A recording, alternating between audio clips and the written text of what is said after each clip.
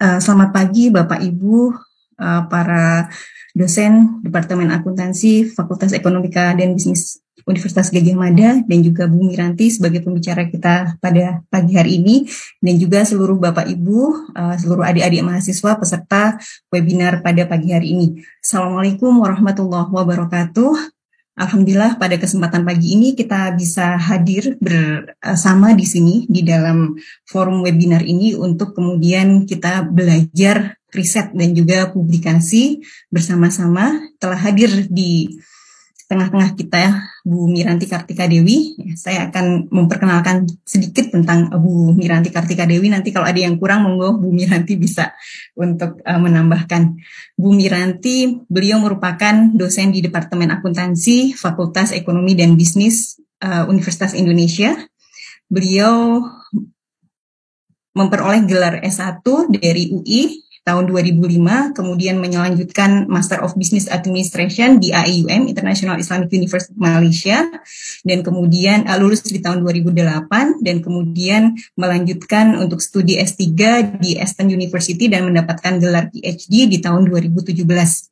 Beliau, setahu saya, riset untuk S3-nya tentang NGO ya, dan ini kenapa kami mengundang beliau untuk hadir untuk kemudian sharing pengalaman beliau dari mulai riset kemudian mempublikasikan hasil risetnya di Critical Perspective on Accounting, salah satu top jurnal yang ada di akuntansi.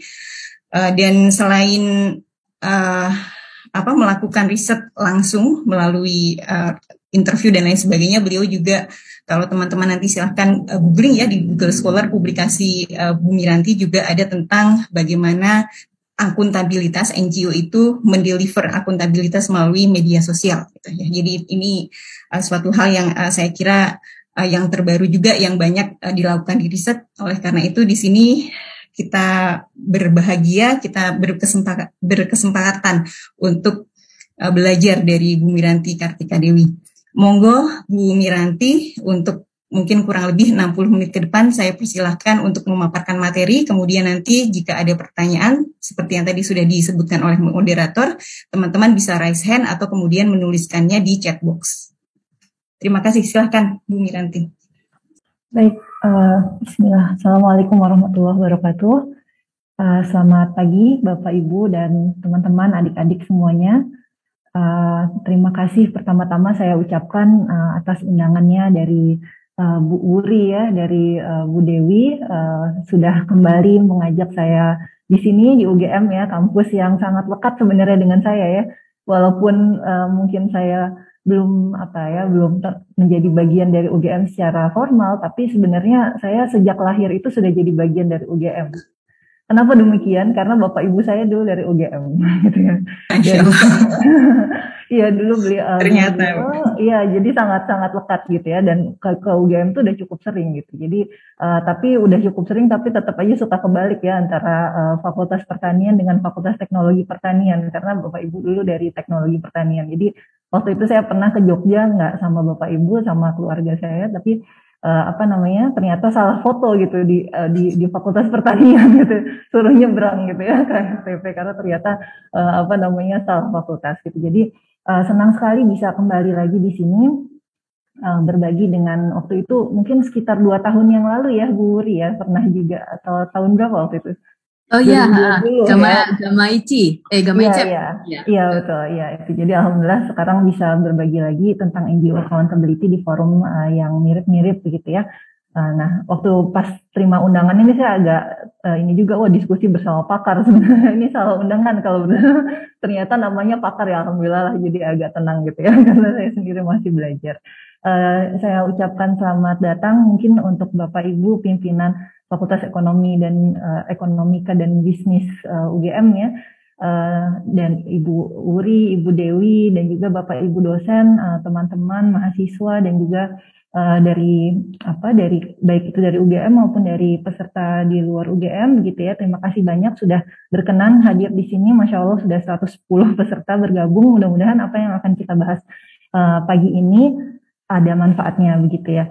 Dan ini mohon maaf saya ada di luar rumah, jadi protokol yang mesti pakai masker gitu. Jadi mudah-mudahan bisa dimaklumi. Dan mungkin tanpa mengundur waktu lagi, kita bisa mulai sesi sharingnya ini. Supaya interaktif, nanti sekiranya ada di satu bagian atau di ini ada yang perlu ditanyakan, monggo aja saya diinterupsi, nggak apa-apa Mbak Dewi, kalau misalnya memang supaya lebih enak gitu ya, biar nggak. Oh ya, iya. Oke, nah waktu peklarimatornya waktu itu saya diminta untuk atau mungkin berbagi cerita ya tentang bagaimana riset terkait dengan akuntabilitas untuk non-profit organization. Nah, kata non-profit organization sendiri ini sebenarnya kadang ada yang menyebutnya NPO, ada yang menyebutnya NGO, ada yang menyebutnya nirlaba, ada yang menyebutnya LSM. Nah, ini istilah yang mungkin bisa digunakan dalam berbagai terminologi gitu ya, tapi kurang lebih adalah organisasi yang memang bergerak di sektor ketiga untuk mereka biasanya berbasis misi begitu ya. Nah, itu kurang lebih yang akan kita cover hari ini.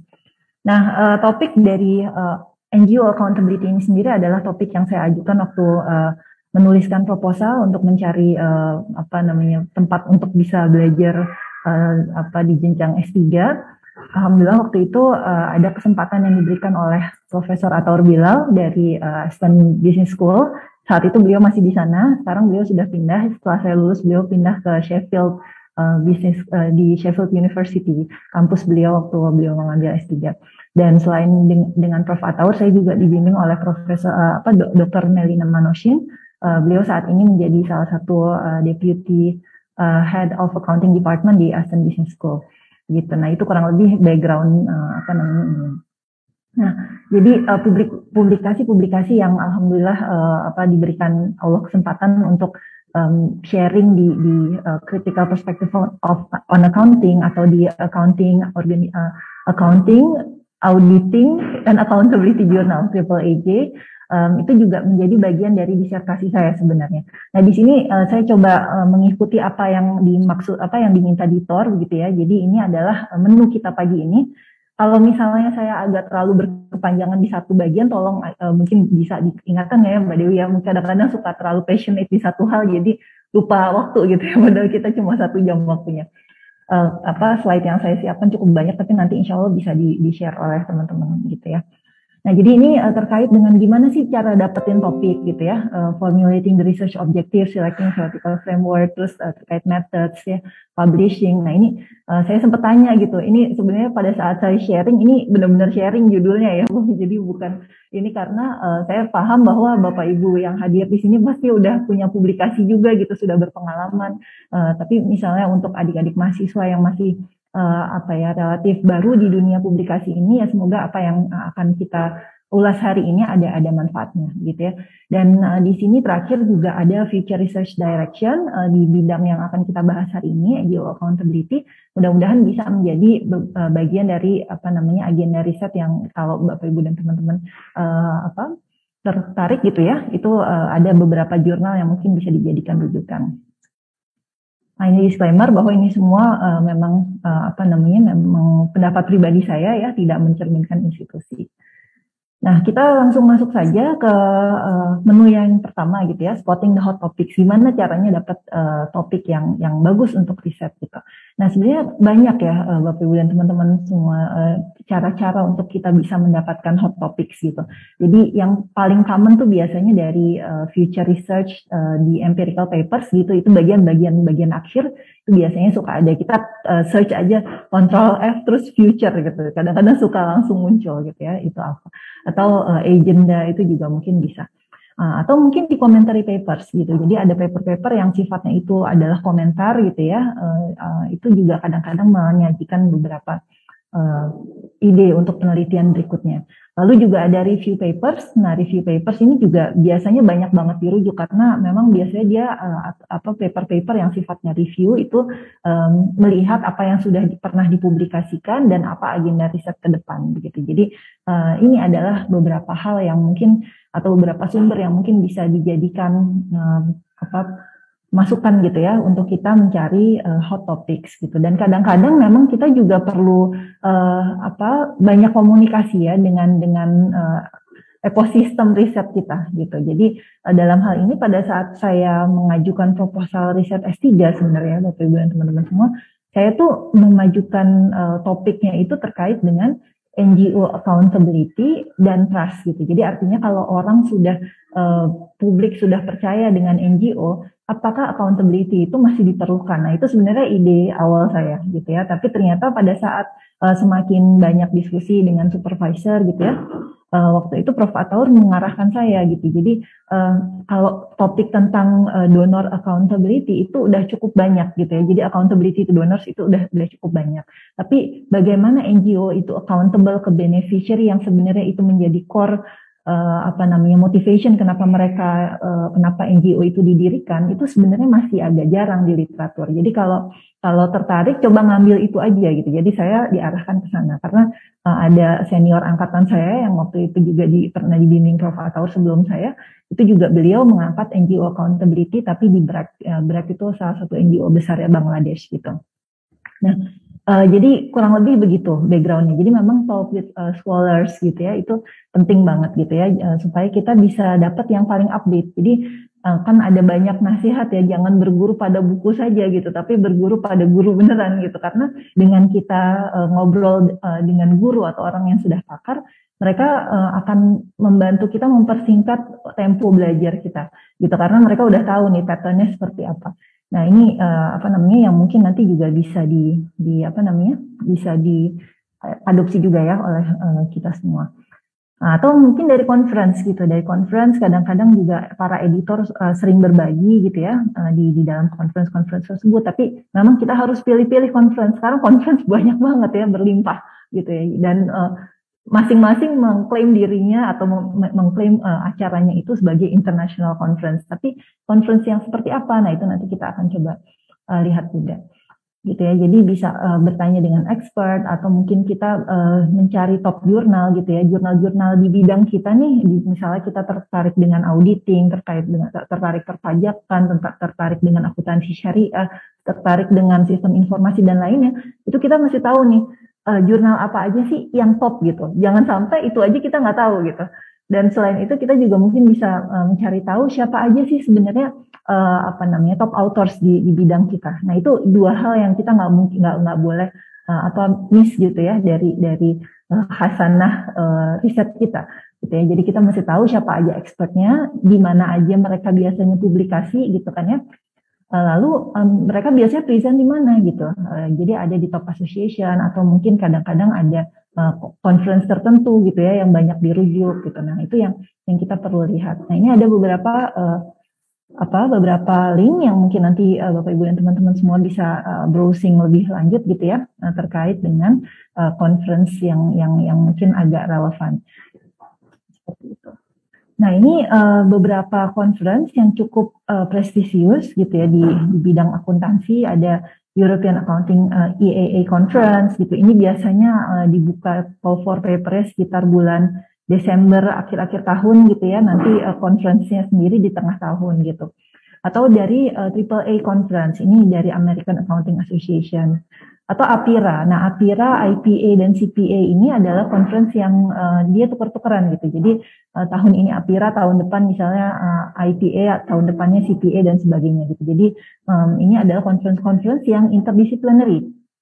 Jadi bidang NGO accountability sendiri ini termasuk interdisciplinary. Makanya waktu awal-awal saya ikut conference yang agak lumayan gitu, waktu itu difasilitasi juga ikut untuk APIRA begitu Bapak Ibu dan teman-teman semua ya. Jadi begitu kita maksudnya ada kesempatan untuk bisa present di sana, itu sebenarnya luar biasa, kesempatan yang sangat luar biasa karena bisa ketemu dengan para editor-editor di jurnal-jurnal ternama begitu ya, yang biasanya kita hanya lihat nama-nama mereka saja. Nah ini udah in person bisa ketemu langsung.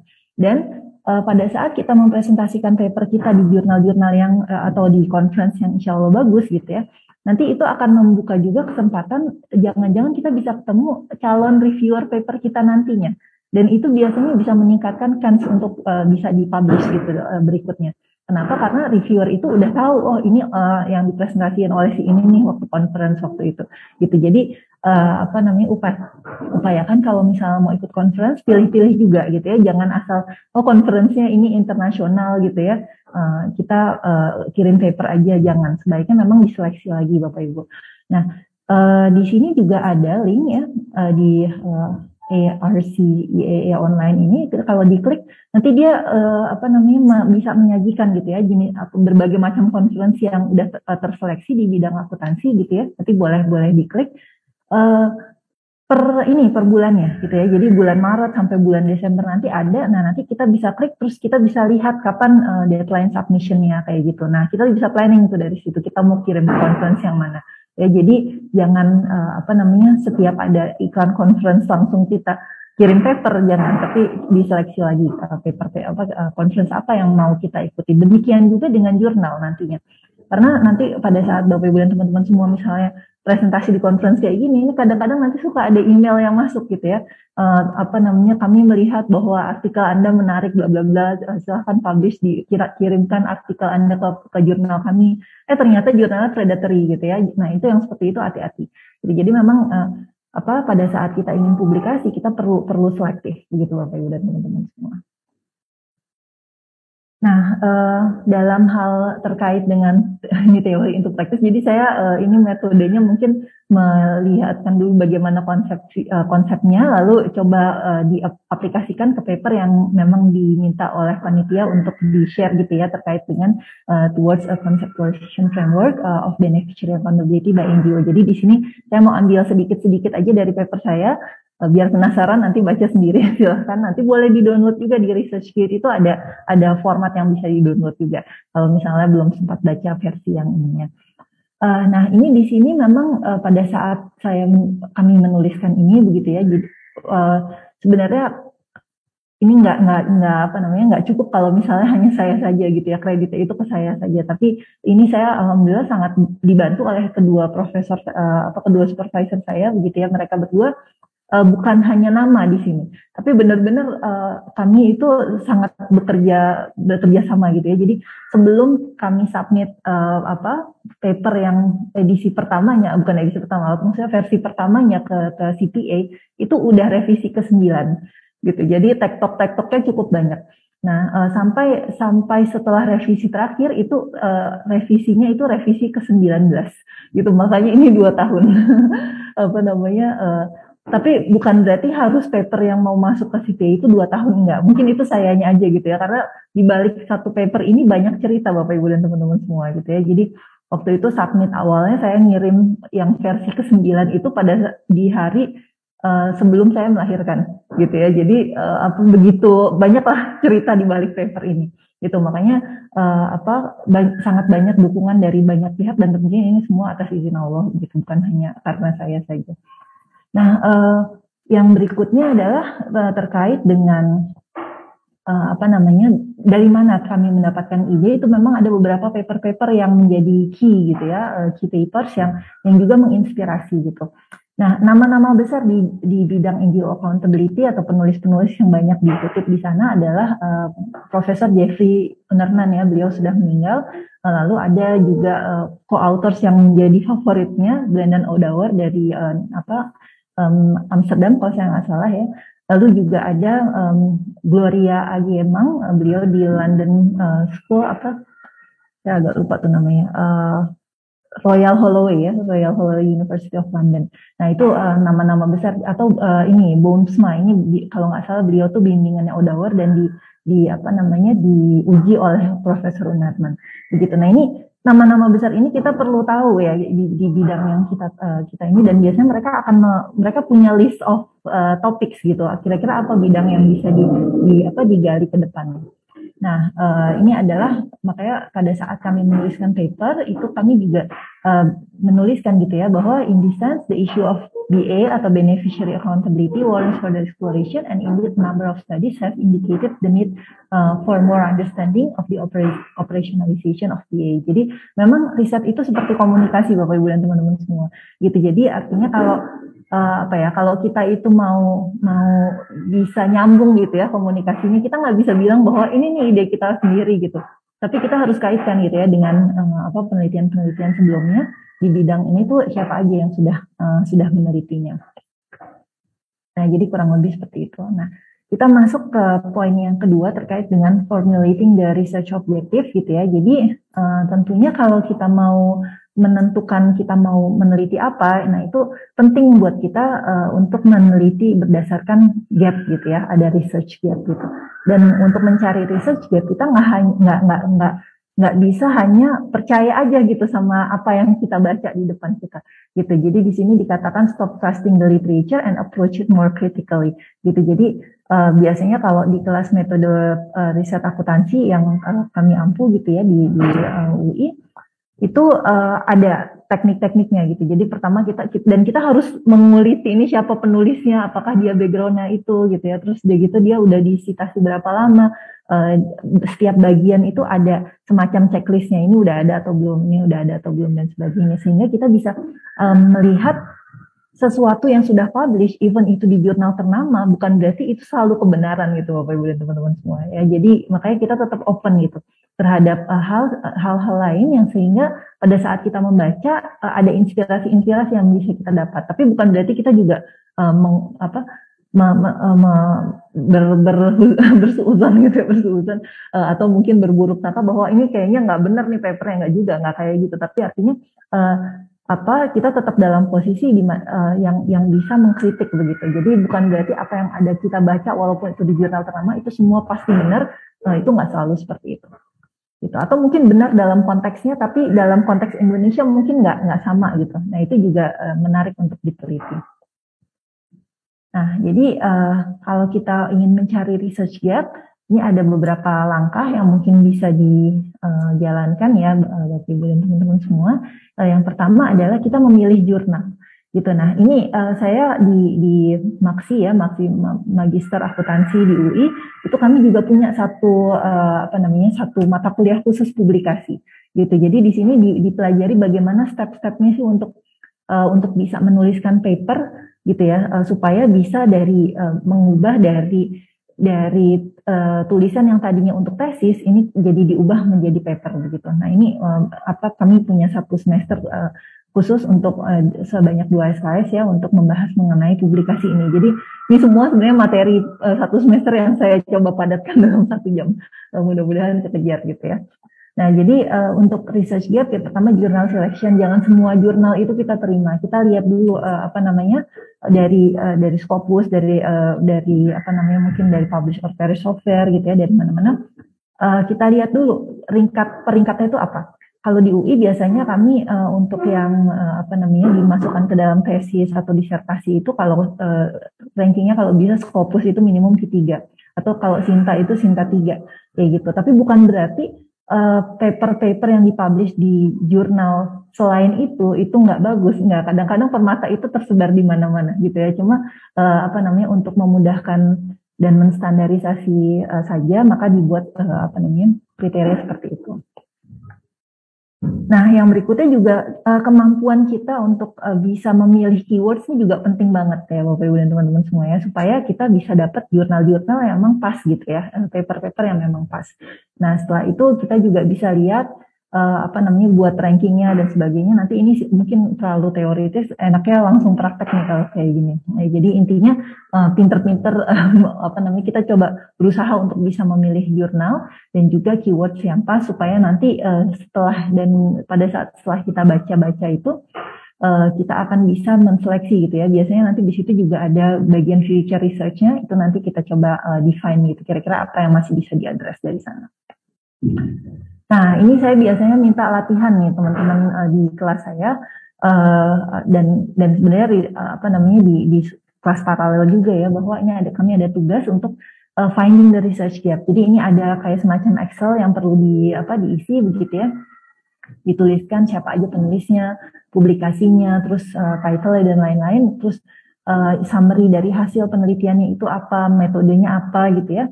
Dan suggested future research juga research limitation, ini kedua hal ini bisa menjadi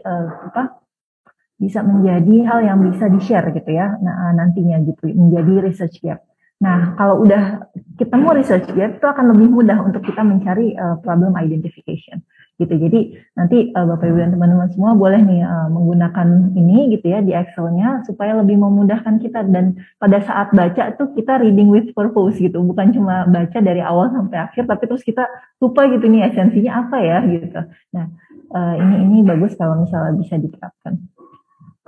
Nah, selain itu kita juga mungkin bisa memanfaatkan resource-resource yang gratisan gitu, tapi kayaknya cukup powerful gitu. Di antaranya adalah publish or perish software. Ini nanti boleh di-download di link yang ini. Publish or perish ini cukup dan kalau misalnya kita download gitu ya, nanti mungkin nggak langsung ke Scopus, tapi biasanya Google Scholar dulu. Tapi kalau kita mau mengaktifasi source Scopus ini, nanti ada langkah-langkahnya. Itu banyak di YouTube gitu ya. Jadi silahkan di search aja nanti Bapak Ibu dan teman-teman semua. Tapi saya mau nunjukin aja betapa sangat membantunya gitu software gratisan ini. Gitu ya. Contohnya misalnya pada saat tadi saya sempat sampaikan bahwa pada saat kita mau mencari research gap, akan baik kalau kita tuh paham siapa sih sebenarnya main aktornya gitu ya, siapa main authornya di situ dan di mana mereka biasanya publikasi. Nah, ini publish or perish software itu bisa sangat membantu kita di sini. Kayak misalnya di sini saya pada saat saya mengetik NGO accountability saja langsung keluar gitu ya, siapa yang kira-kira di sini citasinya paling banyak gitu. Ini mungkin mirip-mirip sih sama di Google Scholar, tapi nggak tahu kenapa saya ngeliat ini kayak lebih rapi aja gitu. Jadi udah, dan ini kalau kita blok semuanya, kita kontrol A gitu kan, nanti ke semuanya terselect, ini bisa langsung kita ekspor ke Excel gitu. Nah, jadi kita udah punya database gitu ya. Nah, selain itu kita juga bisa mencari berdasarkan keywords-nya, keyword dari paper-paper tersebut. Karena kadang kalau misalnya kita melakukan penelitian yang cukup lintas disiplin gitu. Nanti mungkin ada yang menerbitkan itu di jurnal berbasis akuntansi, tapi ada juga yang menerbitkan di jurnal biologi, apa segala macam gitu ya. Jadi keywords ini bisa bermanfaat nih kalau kita untuk menjaga supaya tetap di akuntansi. Atau misalnya di sini, ini kan ada development, ada voluntas, ada macam-macam gitu ya. Tapi kalau kita mau membatasi ini hanya di akuntansi saja, mungkin kita bisa ketik di sini publication ini accounting gitu ya. Nah, nanti di sini publikasinya akan keluar accounting semua. Kurang lebih seperti itu. Nah, jadi kita di sini bisa tahu bahwa yang paling banyak disitasi di NGO accountability ini karena beliau sudah menulis sejak tahun 96, jadi ini yang paling tinggi. Tapi selanjutnya nama-nama yang tadi saya sempat sebutkan ya, Odawar, Unarman, Agemang itu mereka orang-orang yang banyak dirujuk di sana. Begitu. Nah, jadi dari situ kita bisa memformulasikan ya, setelah kita dapat research gap, kita formulasikan objektifnya apa, lalu kita tuliskan gitu ya. Jadi dan kita menulis menulis objektif itu jangan kepanjangan. Kadang-kadang yang saya cukup amati di beberapa paper, kalau misalnya mereview paper baik itu dari mahasiswa kampus ataupun paper yang lain gitu, itu kadang-kadang orang diminta untuk mengetahui apa yang kita pikirkan gitu, alur berpikirnya itu diceritain semuanya, ujungnya ini baru sampai halaman ketiga, halaman kelima baru tahu dia mau ngapain. Nah itu jangan, itu membuat bosan orang yang membaca. Jadi waktu itu alhamdulillah kalau saya terbantu banget, jadi kalau dalam setiap penulisan paper tuh biasanya yang menghandle bagian introduction tuh Prof. Ataur sendiri gitu. Jadi karena beliau sangat sadar bahwa bagian-bagian yang paling banyak disoroti oleh pembaca di awal adalah abstract, introduction, dan conclusion, dan itu beliau handle gitu. Jadi pasti ada personal touch dari beliau untuk di situ, dan beliau katakan memang kita nggak boleh membuat pembaca itu ini menunggu gitu ya, kurang lebihnya gitulah. Jadi intinya menunggu terlalu lama untuk tahu kita tuh mau ngapain gitu. Jadi saya amati dari penulisan beliau. Misalnya ini kan halaman pertama ya, di introduction ini hanya dijelaskan sedikit aja paragraf ini untuk menjelaskan konteks tentang NGO accountability-nya, tapi di baliknya itu nggak jauh dari beberapa paragraf setelahnya itu langsung ada paragraf ini. Jadi kita mau ngapain itu langsung dijelaskan gitu ya. Jadi tujuan dari paper ini sebenarnya adalah untuk mengkonseptualisasikan gitu ya, sebenarnya beneficiary accountability itu apa sih? Gitu, orang banyak bilang beneficiary accountability, downward accountability to mungkin ke beneficiary gitu ya. Nah, tapi sebenarnya bentuknya tuh kayak apa, makhluk apa itu gitu ya. Itu yang mau kita konseptualisasikan di sini. Gitu. Jadi itu yang membuat kami termotivasi untuk menulis paper ini. Dan sebenarnya awalnya kami menulisnya itu terkait dengan spectrums of beneficiary accountability. Cuma ternyata pada saat perkembangannya dengan berbagai macam review yang panjang-panjang gitu ya, akhirnya disarankan untuk membuat conceptual framework seperti itu. Nah, ini mungkin sekilas tentang bagaimana topik beneficiary accountability itu sendiri menginspirasi kami gitu ya untuk di awalnya begitu. Jadi kita bisa lihat ya Bapak Ibu dan teman-teman semua bahwa NGO ini yang menjadi latar belakang tesis saya juga sebenarnya. NGO ini kan sebenarnya mensupport pemerintah dan juga sektor swasta ya dalam melayani masyarakat supaya bisa lebih sejahtera gitu kan ya. Kita bicara NGO yang terkait dengan NGO filantropi mungkin ya, itu bidang saya gitu. Karena bicara NGO sebenarnya itu bisa dari animal sampai zoo itu bisa NGO semua gitu ya, sampai rumah sakit sampai sekolah itu bisa NGO semua gitu ya. Jadi kita spesifiknya itu lebih kepada NGO yang welfare NGO gitu ya, jadi atau philanthropic NGO. Nah, mereka-mereka ini sebenarnya punya potensi yang besar ya, tapi resource-nya itu terbatas sehingga programnya itu menjadi unsustainable. Nah, ada penelitian-penelitian yang juga menyebutkan bahwa supaya program itu bisa lebih sustainable perlu ada keterlibatan dari beneficiary gitu. Nah, setelah itu bagaimana caranya supaya beneficiary itu bisa lebih engage gitu ya, itu diperlukan adanya kepercayaan dari beneficiary tersebut. Nah, untuk bisa percaya maka accountability itu juga diperlukan. Tapi ternyata pada saat kita melihat ke literatur, yang lebih banyak dibahas itu adalah donor accountability ya, lebih berat, lebih banyak dibahas sehingga ini pertimbangannya lebih di bawah gitu ya. Jadi nggak balance gitu posisinya antara donor accountability dengan beneficiary accountability yang sebenarnya mereka menjadi alasan pertama dan utama kenapa NGO itu ada gitu. Kan ini jadi timpang begitu ya. Nah, makanya ada saran gitu dari peneliti-peneliti sebelumnya bahwa beneficiary accountability menarik untuk dan untuk digali lebih lanjut ya. Terutama terkait dengan bagaimana sih sebenarnya operasionalisasinya. Ini maksud dengan operasionalisasinya ya berarti bukan hanya konsep saja, tapi gimana caranya satu NGO itu udah bisa dikatakan accountable to their beneficiaries gitu. Ya, jadi dengan mekanisme seperti apa itu yang sebenarnya juga perlu dieksplorasi lagi. Nah, seperti itu dan bahkan definisi dari beneficiary accountability itu sendiri itu juga belum terlalu jelas. Nah, makanya riset saya sebenarnya membahas tentang ini saja gitu ya. Jadi apa sih sebenarnya beneficiary accountability itu? Nah, jadi kembali lagi ke sini ya, beneficiary accountability itu sebenarnya apa dan bentuknya itu seperti apa. Nah, jadi sesimpel itu sebenarnya penelitian saya gitu. Dan pada saat waktu itu saya sempat balik ke kampus waktu tengah-tengah data collection gitu ya, karena data collection kan saya di Indonesia gitu, termasuk ke Jogja juga. Ada seorang dosen yang cukup senior di bidang ini waktu itu sempat komentar ke saya, ini riset kamu cuma kayak gini aja Miranti gitu ya. Jadi sesimpel ini aja.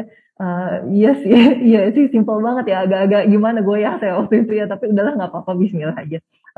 Karena saya juga belum paham tentang bidang ini. Ini masih sesuatu hal yang baru gitu ya. Jadi ya udah jalanin aja gitu ya. Dan ternyata ya alhamdulillah ada hasil yang membuat saya sangat bersyukur. Nah, jadi kurang lebih seperti itu. Pada saat kita mau menentukan tujuan riset kita itu kemana, memang kita nggak bisa bergerak dari hanya motivasi dan passion kita aja. Tapi karena namanya riset itu komunikasi, maka kita tetap harus bergaul dengan literatur-literatur sebelumnya untuk dapetin sebenarnya apa aja sih yang udah dibahas sama orang-orang itu gitu ya, sampai panjang-panjang papernya apa aja sih yang mereka bahas gitu kan. Dan kita tuh bisa nerusin di dalam hal apa gitu. Nah, itu yang sebenarnya menjadi hal utama dalam riset. Dan biasanya memang bab 1 atau bab motivasi ini penting banget. Karena begitu motivasinya udah nggak jelas, nanti ke belakang itu sebenarnya lebih nggak jelas lagi biasanya. Dan akhirnya risetnya jadi kurang impactful gitu.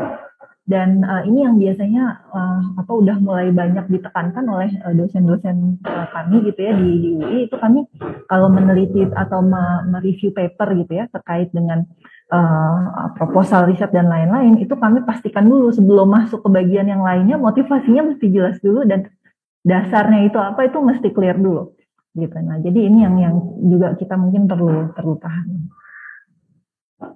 Nah, setelah kita paham ya tentang kita mau ngapain gitu ya, tujuan kita mau kemana gitu ya. Nah, juga kita perlu tahu kira-kira apa ya, theoretical framework apa nih yang bisa kita angkat gitu ya dalam penelitian kita. Karena ternyata research without theory is blind and theory without research is empty. Dan supervisor saya pernah bilang, waktu itu saya sudah selesai, alhamdulillah data collection-nya sudah selesai menganalisis data, tapi begitu masuk ke teori itu saya sempat agak lama, agak mandek gitu ya. Karena ternyata apa yang saya propose sebelumnya itu nggak match dengan data saya gitu. Jadi agak lama di situ dan itu posisi beasiswa udah mau habis gitu. Jadi udah lumayan tertekan ya waktu itu. Nah, cuma dan dia bilang begini, Miranti, there is no research without theory. There is no PhD without any theory. Waduh, nggak ada PhD nih ya, udah berarti harga mati saya harus nyari teori lagi gitu kan, apa namanya untuk ini dan ternyata memang cukup challenging. Ini yang challenge ya dari apa namanya dari riset kualitatif tuh ada di sini juga. Tapi nanti kita coba lihat bagaimana perjalanan kita supaya bisa dapetin teori yang pas gitu ya. Nah, karena riset saya ini riset kualitatif, maka saya di sini sharingnya tentang kualitatif gitu ya. Sedikit kalau mungkin di kuantitatif, biasanya teori itu sudah ada dan kita apa namanya kita asumsikan dia adalah kebenaran. Begitu sehingga kita mau mengetes gitu ya apakah teori itu dengan hipotesis-hipotesis kita itu apakah teori itu apply atau enggak gitu. Nah, sementara kalau di kualitatif teori itu fungsinya adalah untuk menjelaskan data kita gitu dan sehingga agak sedikit beda cara kita memandang teori dan nggak harus banyak-banyak teori kayak di kuantitatif itu kan kadang teorinya ada macam-macam gitu ya untuk dites. Nah, kalau di sini enggak. Jadi teori itu dan nggak harus grand theory juga.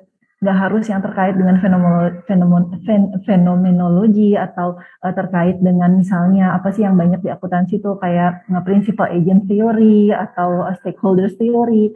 Nggak harus kayak gitu, tapi framework aja itu udah bisa dikatakan teori gitu ya. Jadi kita nggak harus mengacu pada grand theories gitu. Jadi dan ini menariknya sebenarnya riset kualitatif gitu ya. Itu ada satu paper dari Levy Lane supaya nanti mungkin Bapak Ibu dan teman-teman semua bisa lihat ya dan bacanya lebih lanjut tentang apa namanya jenis-jenis teori itu seperti apa aja, degree-nya itu seperti apa. Nah, yang berikutnya adalah bahwa di qualitative research generalisasi itu ya itu sebenarnya bukan pada apakah paper kita itu bisa digeneralisasi ke populasi. Bukan itu yang sebenarnya yang mau kita angkat tuh bukan itu. Tapi yang mau kita angkat adalah bagaimana paper kualitatif ini itu bisa digeneralisasi ke atau digeneralisasi lewat teori. Artinya dengan framework atau teori yang kita gunakan itu kalau kita gunakan dalam konteks yang lain itu masih bisa relevan gitu. Nah, mungkin nanti agak bingung tapi mudah-mudahan nanti kalau saya coba jelaskan lebih lanjut sudah mulai ada bayangan gitu ya. Tapi intinya bisa dikatakan bahwa bukan berarti kualitatif itu nggak bisa digeneralisir. Bisa dia digeneralisir, tapi generalisasinya itu adalah ke teori gitu ya. Jadi secara teori. Jadi di level teori itu bisa digeneralisir, tapi tidak secara populasi karena memang tujuannya bukan untuk apalagi case study ya, tujuannya bukan untuk mencari generalisasi ke populasi, tujuannya untuk mencari keunikan dari satu case itu sendiri. Satu atau beberapa case. Nah, sampai di situ ini ada beberapa beberapa langkah ya untuk bisa mendapatkan theoretical framework yang baik. File lengkapnya Bapak Ibu dan teman-teman semua bisa download dari sini gitu ya. Tapi secara umum intinya adalah pada saat kita ingin mencari teori yang pas gitu ya, itu kita perlu lihat dulu gitu. Jadi kira-kira kita tuh standpoint-nya ada di mana nih, kuantitatif atau kualitatif gitu kan ya. Terus dia gitu kita juga lihat kira-kira yang cocok dengan bidang kita tuh teori-teori apa aja di list gitu ya. Nah, setelah itu baru coba lakukan literatur review, lagi-lagi literatur review gitu kan. Dicari lagi kira-kira paper-paper sebelumnya yang udah pernah pakai teori tersebut, apakah ada fitur-fitur yang mirip dengan riset kita walaupun bidangnya beda. Gitu ya. Jadi contoh waktu itu saya menggunakan frameworknya social capitalnya Nahapied and Gosal tahun 98. Nah, ada satu paper waktu itu di CPA juga kalau saya nggak salah ya. Jadi beliau atau para penulis ini mengangkat topiknya itu tentang reformasi birokrasi di Afrika. Nah, sementara bidang saya NGO accountability, tapi ada fitur-fitur di paper tersebut yang bisa direplikasi ke jurnal saya. Nah, itu yang saya maksud dengan generalisasi ke teori, gitu ya. Jadi bukan generalisasi ke populasi. Nah, mungkin sampai di situ dulu. Nah, ini misalnya lagi-lagi kita bisa menggunakan publish or perish gitu ya, Bapak Ibu dan teman-teman semua yang terkait dengan ini. Misalnya kita bisa lihat publication name-nya accounting, terus udah gitu di sini misalnya teoris. Nah, ini keluar nih macam-macam. Ada legitimasi teori, stakeholders teori, ada macam-macam contingency teori. Silahkan nanti dicek aja gitu ya. Dan ini juga ada paper psychology theory in management accounting research gitu, karena banyak ternyata sekarang riset-riset akuntansi itu udah interdisciplinary gitu ya. Jadi kita kadang nggak cuma ngelihat dari teori akuntansi aja gitu, tapi kalau teori akuntansi kayaknya UGM jago nih ya. Ada teman-teman saya dari UGM kayaknya jago-jago kalau untuk teori gitu ya. Jadi bisa juga kita belajar dari bidang yang lainnya gitu ya, psikologi atau mungkin sosiologi, antropologi gitu ya. Atau saya pernah menulis satu paper terkait dengan bagaimana meningkatkan literasi keuangan syariah gitu ya waktu itu, karena bidang saya yang lainnya saya juga sangat interest adalah Islamic Finance dan Islamic Accounting. Itu kami pakai teori yang digunakan di untuk terapi psikiatri gitu ya. Jadi gimana caranya mengubah mindset orang dari yang tadinya itu suka melakukan hal-hal yang nggak benar gitu ya, sampai dia akan tanda kutip supaya jadi tobat melakukan hal-hal yang benar. Nah, itu ada secara terapinya ada teorinya. Jadi kami ambil teori dari bidang yang lainnya, dan itu menarik banget kalau kita bisa belajar seperti itu, interdisipliner.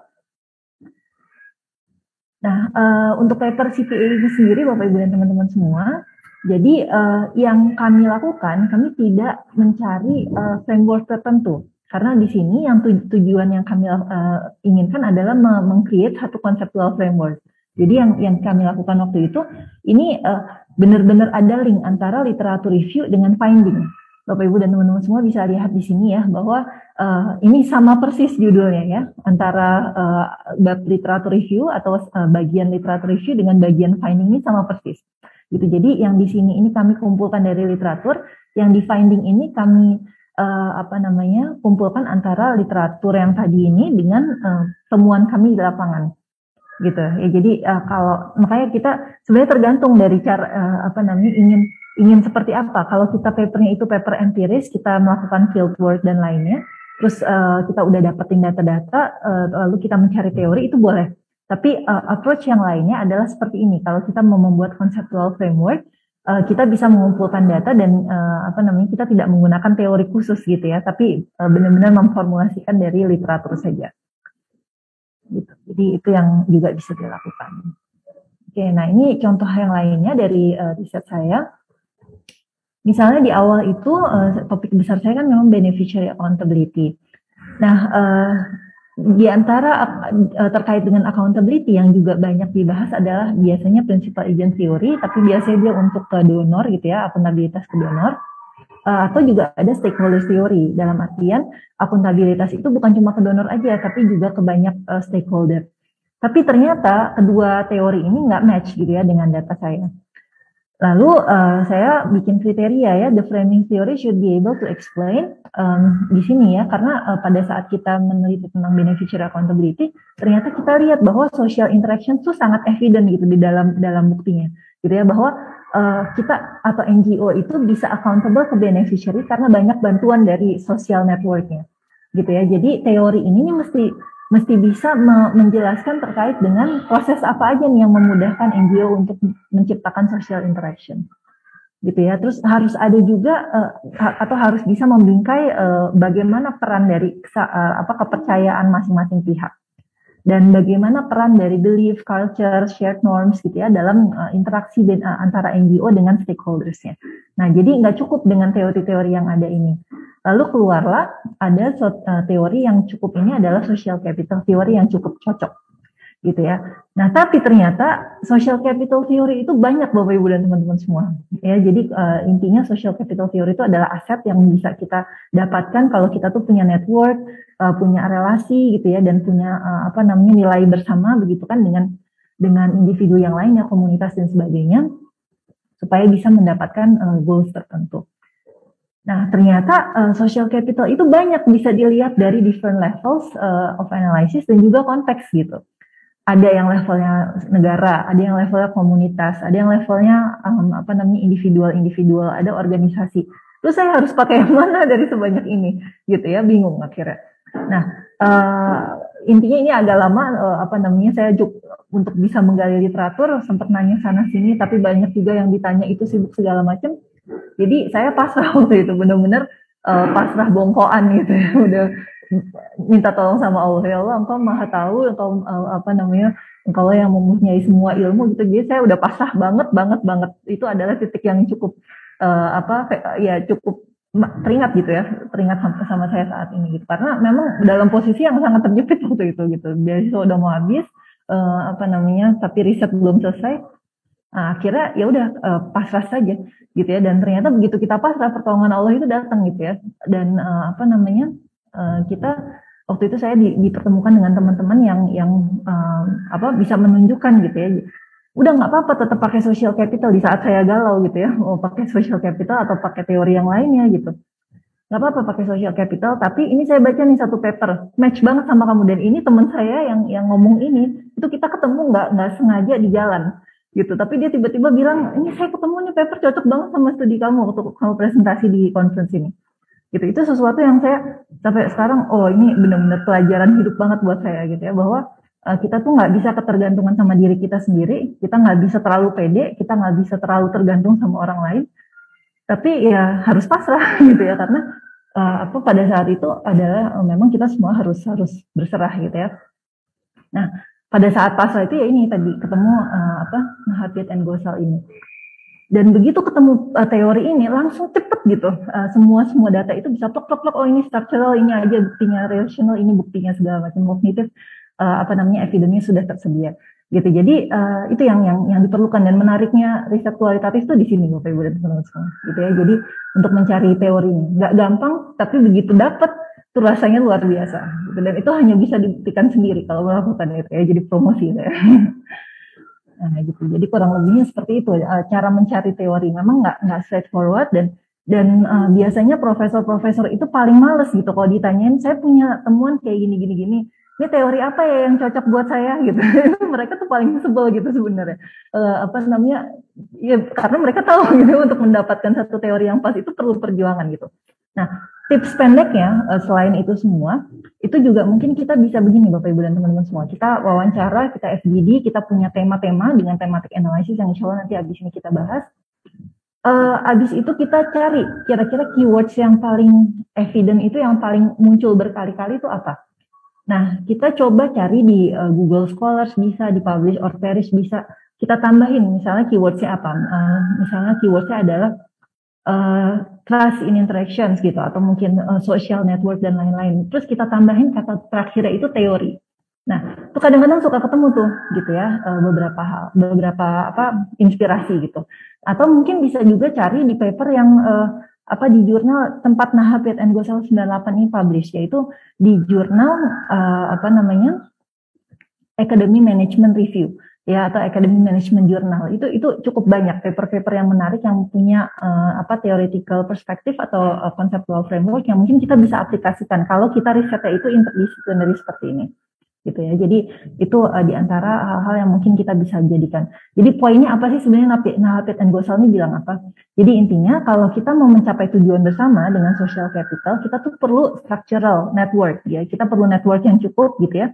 Dan case study saya juga ternyata membuktikan seperti itu gitu ya. Jadi bahwa untuk bisa accountable ke beneficiary, NGO nggak bisa sendirian. NGO harus dibantu oleh volunteer, dibantu oleh karyawannya, dibantu oleh karyawan sih bagian dari NGO, dibantu oleh donor, dibantu oleh pemerintah lokal, termasuk dibantu oleh beneficiary itu sendiri.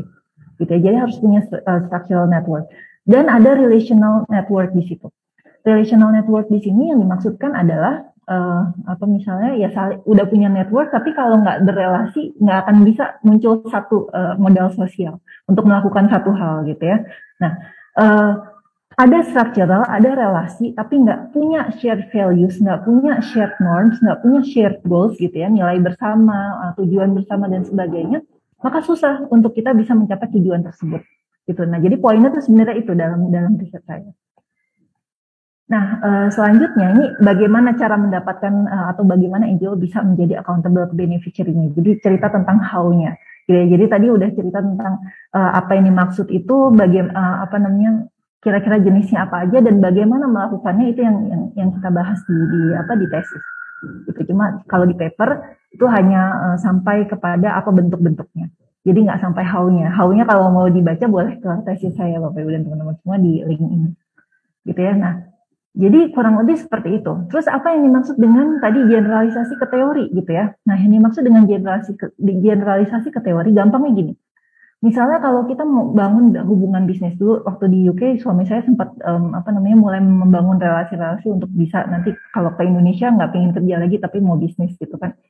Nah, saya sempat cerita waktu Faifa saya gitu ya. Jadi waktu ujian sidang itu saya bilang jadi sebenarnya saya merasa pada saat dengan melakukan riset ini saya sendiri juga punya dapat manfaat yang konkret gitu.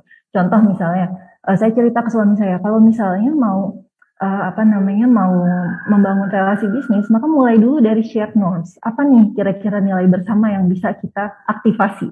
Begitu ketemu value bersamanya, maka akan lebih mudah untuk kita bisa saling percaya, akan lebih mudah untuk kita bisa dapetin network yang lebih luas gitu ya.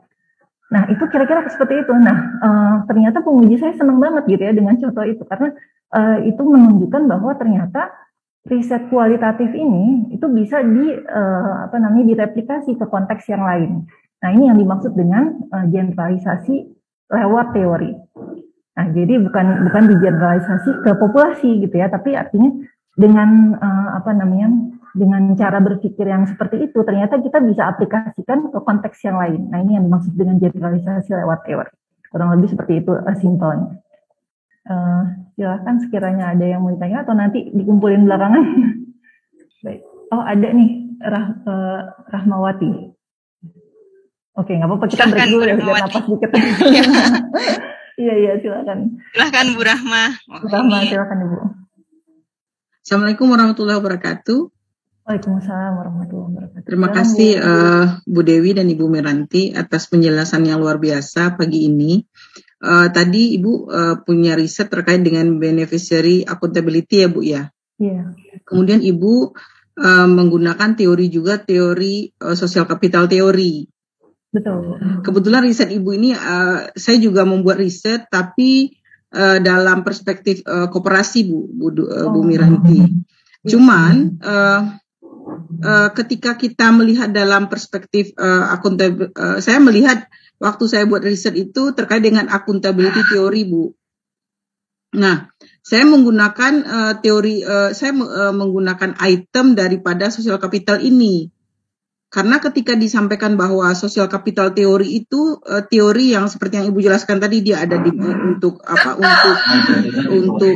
government, untuk yang perusahaan lebih besar, ada yang lebih kecil gitu ya Bu ya. Nah, saya tidak menggunakan teori social capital itu secara karena kan saya mix risetnya. Awalnya saya menggunakan quantitative research. Hasil dari kuantitatif itu saya temukan bahwa ada riset. Jadi di dalam temuan riset saya itu adalah koperasi itu untuk membuat dia kuat itu salah satunya adalah sosialnya gitu loh Bu Miranti. Nah, tapi memang karena saya tidak menggunakan pure kualitatif, jadi mematchkan antara teori itu memang agak masalah di saya. Diminta advice dari Bu Miranti ini. Berarti Ibu berdasarkan riset Ibu risetnya beneficiary accountability menggunakan social capital teori ya Bu ya? Iya betul, itu untuk disertasi saya itu Bu. Oh berarti Ibu tidak menggunakan accountability teori ya? Enggak Bu. Nah itu bisa nggak kira-kira Bu menggunakan dua begitu? Misalnya kita menggunakan accountability teori juga iya, kita melihat dari aspek social capital teori juga iya, itu boleh nggak sih? Boleh Bu, boleh. Jadi ya yang penting memang kita bisa lihat ya, maksudnya pada saat kita menggunakan accountability theory itu kita mau menjelaskan yang bagian apa atau di level of analysis yang mana gitu Bu. Karena kan level tingkatan dari analisis itu bisa jadi misalnya level institusi gitu Bu, atau mungkin level individual kayak gitu. Nah itu boleh. Jadi mungkin untuk institusinya pakai accountability theory, tapi yang lebih ke udah interaksi antar individunya itu nanti pakai yang pakai yang social capital theory gitu. Okay. Boleh seperti itu. Asalkan bisa kita kita buat seperti mengalir dan menyatu gitu Bu, terintegrasi gitu. Jadi nggak terpisah-pisah gitu ya. Tapi asal biasanya sih nggak terlalu banyak, tapi kalau sekitar 2 atau 3 itu masih bisa ditriangulasi secara teori gitu Bu. Karena social capital teori itu beberapa saya baca lagi selalu dimulai dengan begini Bu Meranti, bahwa social capital teori itu artinya pengertiannya banyak gitu. Iya betul. Susah untuk jadi selalu dari awal aja mereka udah menyampaikan bahwa ini susah untuk diklarifikasi mana yang sesuai gitu. Jadi kayak kita dibuat awal-awal kita kayak dibuat bingung gitu sama dia, kok gini ya bahasanya gitu. Ya memang itu yang menjadi challenge saya juga sih waktu itu gitu. Jadi sangat memahami bahwa memang seperti itu Bu karakteristik dari social capital theory, tapi makanya kita perlu mencari framework yang terinspirasi dari social capital theory, tapi yang memang lebih fitur-fiturnya itu cocok dengan temuan kita gitu. Oke. Ya. Terima kasih Bu Meranti, makasih Bu Dewi. Semoga lancar. Iya. Baik, selanjutnya silahkan ada Mbak Amanda Mendy. Ini juga lagi S3 ini Bu Miranti di UK. Luar biasa. Gimana Mbak Amanda? Waalaikumsalam warahmatullahi wabarakatuh. Mbak Dewi ya. Iya Bu, ini kebetulan topiknya saya sesuai dengan Ibu terkait NGO accountability. Jadi waktu saya tahu Ibu akan ngisi nih di UGM, saya agak overly excited gitu ya Bu. Jadi mungkin ada beberapa pertanyaan Bu. Untuk pertanyaan pertama, Ibu kan menggunakan terminologinya adalah beneficiary accountability. Mungkin boleh dijelaskan Bu, kalau saya sering dengar itu kan downward accountability ya, which is kayaknya secara use-nya tuh mungkin sama gitu, accountability terhadap beneficiary. Tapi kalau memang Ibu menggunakan istilahnya beneficiary accountability dan itu ada perbedaan secara konsep, mungkin boleh dijelaskan Bu. Lalu mungkin pertanyaan kedua, tadi saya sempat lihat di slide awal sih Ibu sempat ada kayak semacam timbangan gitu ya Bu ya, antara beneficiary accountability dan upward untuk yang ke donor gitu.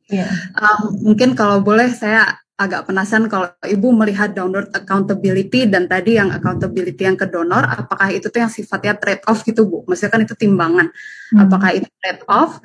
Lalu kan kadang kita tahu ya realitanya di on the ground itu kan mungkin beneficiary adalah kelompok yang oppress, yang mungkin mereka itu hanya menerima apa sih yang NGO berikan, sedangkan donor itu karena mereka yang punya resources, tadi ya Ibu sampaikan, mungkin donor itu yang lebih kayak oke, saya pengennya ini, tapi nggak tahu sebenarnya beneficiary itukah yang emang mereka butuhkan gitu. Nah mungkin pertanyaan saya adalah ketika kita mempelajari terkait NGO accountability, apakah kita tuh harus memfactor in terkait power gitu Bu? Mungkin power dinamik antara donor sama beneficiary sebagai kaum yang secara teori itu tadi oppress itu mungkin ya Bu ya. Itu dulu mungkin, terima kasih. Ini pertanyaan anak doktoral nih beda nih biasanya. Iya di sana berarti jam lagi habis sahur ya Mbak ya. Mendy masih di Indonesia ya? Lagi ambil data sepertinya. Iya. Oh iya. Iya di mute, nggak apa-apa. Ya jadi kembali misalnya ke pertanyaan-pertanyaan tadi ya terkait definisi beneficiary accountability dan downward accountability ini sebenarnya karena downward accountability itu spektrumnya banyak ya Mbak ya. Jadi kan bisa ke beneficiary, bisa ke kadang ke employee, kadang ke field workers gitu ya, kadang ke volunteers dan lain-lain. Sehingga saya langsung aja terminologi ini tujuannya bukan yang lain-lain kecuali hanya beneficiary gitu. Tapi memang di setiap paper kami itu biasanya kami definisikan ulang sih apa yang dimaksud dengan beneficiary accountability. Jadi itu adalah accountability dari NGO kepada beneficiary-nya. Jadi seperti itu. Nah jadi kami nggak kadang-kadang karena orang ini sebenarnya beneficiary yang accountable ke NGO atau NGO yang accountable ke beneficiary ini yang dimaksud dimaksud dengan beneficiary accountability gitu kan ya. Nah ini sebenarnya istilah yang mirip, tapi kalau downward accountability itu spektrumnya lebih banyak, ini kami hanya mensoroti khusus untuk beneficiary gitu Mbak. Nah, itu pertanyaan yang pertama. Pertanyaan kedua, apakah ada trade-off ya antara downward dan upward? Di sebagian riset memang ternyata ada yang seperti itu gitu ya. Jadi maksudnya banyak yang membuktikan bahwa karena accountability itu udah menjadi means ends gitu ya. Jadi means yang dijadikan ends gitu kan. Jadi sebenarnya itu hanya alat yang akhirnya dijadikan jadi kayak tujuan utama gitu. Sehingga apa yang menjadi tujuan awal itu menjadi ada shifting tujuan gitu ya. Nah, yang seperti itu maka upward accountability itu akan menggerus downward accountability. Tapi ternyata nggak semuanya seperti itu. Ada finding dari senior saya tuh Muhammad Muhyiddin ya, beliau bimbingannya Prof. Atauri juga, dan sekarang beliau jadi dosen di salah satu kampus di US. Beliau dalam temuan risetnya di Braak itu mengatakan bahwa ternyata donor itu bisa memfasilitasi downward accountability gitu. Jadi karena misalnya donor meminta gitu ya, ayo kalau mau dikasih dana lagi coba accountable ke beneficiary-nya, intinya kayak gitulah kurang lebih gitu ya. Jadi ternyata trade off itu memang kadang kita lihat konteksnya juga, ada yang memang konteksnya menjadi trade off, ada juga konteksnya ternyata upward accountability itu malah bisa mendukung downward accountability. Nah, yang terkait dengan power, betul Mbak, dalam sebagian literatur termasuk juga di riset saya itu juga ditemukan gitu ya, bahwa beneficiary itu ternyata kelasnya juga beda-beda gitu ya. Jadi ada yang kelasnya ternyata mereka begitu mereka benar-benar powerless, nggak punya power sama sekali, apalagi mereka dalam kondisi sangat vulnerable, habis bencana dan lain-lain, konflik sosial dan sebagainya, atau mungkin bencana sosial gitu ya. Nah, maka power di grassroots beneficiary itu memang menjadi sangat lemah gitu. Tapi kalau beneficiary-nya itu ternyata dia adalah orang-orang yang yang punya, misalnya dia community leader gitu, maka dia bisa punya satu power yang bisa membuat dia tuh bisa lebih request gitu, lebih demanding gitu ya terkait dengan beneficiary accountability-nya. Nah, itulah yang sebenarnya juga ditemukan dalam paper CPA saya. Seperti itu kurang lebih. Gimana Mbak Amanda? Nggak apa-apa, mungkin kalau boleh dikit ya Mbak Dewi izin. Berarti artinya kan kita melihat beneficiary itu, kalau saya boleh bilang sebagai grup gitu ya mungkin ya Bu ya, tidak semuanya powerless, tapi juga tidak semuanya memiliki power gitu ya Bu. Nah, artinya kalau misalkan kita ingin melakukan penelitian, itu apakah gimana ya, supaya tidak mengeneralisasikan mereka itu, artinya apakah kita harus menganalisis sampai ke mereka punya social karakteristik yang seperti apa, terus apa yang membuat mereka mampu, harus sampai di level itu mungkin ya Bu ya? Iya, nanti dijelaskan. Betul Mbak, betul. Nanti memang kita perlu dijelaskan, perlu menjelaskan lagi gitu ya, kelompok beneficiary itu jenis apa saja gitu. Jadi dalam penelitian saya jelaskan bahwa yang dimaksud beneficiary berarti yang menerima manfaat. Tapi ada kalanya yang menerima manfaat itu memang mereka yang betul-betul sangat vulnerable, nggak punya power sangat sedikit powernya gitu ya. Tapi ada kalau misalnya mereka menerima bantuan, tapi mereka itu adalah bagian dari misalnya community leaders gitu ya, ketua RT gitu misalnya. Nah itu mereka kadang punya sense untuk bisa lebih legitimate ke warganya gitu kan, sehingga kadang mereka memposisikan diri, NGO ayo dong kalau misalnya mau bantu kita, kasih tahu kita tuh dapat dananya itu sebenarnya alokasi ke desa ini tuh berapa gitu. Jadi dia udah mulai ada rasa demanding untuk accountability yang lebih formal gitu Mbak, bukan hanya sekedar yang penting seluruh janji-janji ditunaikan, udah bantuan diberikan gitu ya, bukan hanya itu, tapi ternyata dia minta laporan juga gitu. Jadi ternyata ada kelas beneficiary yang juga seperti itu. Gitu. Baik, terima kasih banyak Bu Miranti, Mbak Dewi. Sama-sama. Mungkin bisa kita lanjutkan dulu ya Bu Miranti, sambil yang ingin bertanya lebih lanjut nanti bisa chat silahkan atau raise hand lagi nanti. Silahkan. Baik, makasih Mbak Dewi. Oke, baik, di sini kita lanjutkan lagi terkait dengan research methods dan analisis ya. Jadi ini terkait methods, biasanya yang kita jelaskan ini terkait dengan siapa saja participants-nya, respondennya kalau kita pakai kuesioner gitu ya. Intinya siapa saja yang terlibat dalam satu studi gitu ya. Lalu kalau misalnya ini sebenarnya secara general ya, bukan cuma kualitatif aja. Kalau misalnya kita pakai survei, maka measurement-nya, instrumennya dan lainnya ini kita perlu jelaskan, dan prosedurnya gitu ya. Jadi intinya di method section itu kita cerita apa saja sih yang sudah kita lakukan gitu ya. Jadi jangan pakai kata will lagi ya, soalnya kadang-kadang mahasiswa kalau menuliskan ini apa yang ada di proposal dikopas aja gitu ya ke tesis atau ke disertasi dan sebagainya, atau ke paper gitu ya. Kalau metode itu biasanya pakai past tense gitu karena udah terjadi gitu ya, apa saja yang sudah dilakukan dalam selama penelitian. Nah, oke, kita bisa lanjutkan gitu ya. Jadi terkait dengan prosedurnya, biasanya setiap metode itu sebenarnya hanya moda transportasi aja, Bapak Ibu dan teman-teman semua, gitu ya. Jadi kalau kita apa yang maksud moda transportasi, kita udah punya tujuannya. Kita mau kemana nih? Tujuan kita mau menjawab pertanyaan apa? Tujuan kita mau menjawab pertanyaannya how and why, maka itu cocok pakai kualitatif, cocok pakai case study. Tapi kalau tujuan kita adalah mencari hubungan antara satu variabel dengan variabel lain, maka nggak cocok pakai kualitatif. Mungkin kita harus pakai metode yang lainnya, regresi dan sebagainya gitu ya. Kita pakai metode kuantitatif gitu. Nah, jadi sebenarnya metode itu sendiri sangat tergantung dengan research questions.